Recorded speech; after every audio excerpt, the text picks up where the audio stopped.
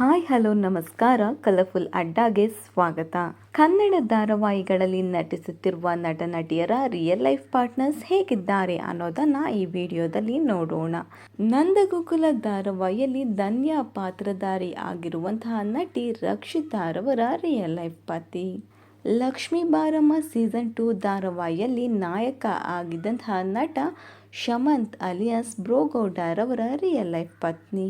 ಜೀ ಕನ್ನಡ ವಾಹಿನಿಯ ಅಮೃತಧಾರೆ ಧಾರಾವಾಹಿಯ ನಾಯಕಿ ಆಗಿರುವಂತಹ ಛಾಯಾ ಸಿಂಗ್ ರವರ ರಿಯಲ್ ಲೈಫ್ ಪತಿ ಕೃಷ್ಣ.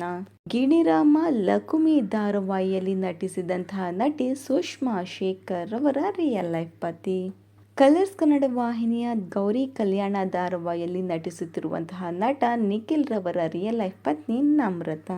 ಶ್ರಾವಣಿ ಸುಬ್ರಹ್ಮಣ್ಯ ಧಾರಾವಾಹಿಯ ಪ್ರಜ್ಞಾ ರವರ ರಿಯಲ್ ಲೈಫ್ ಪತಿ.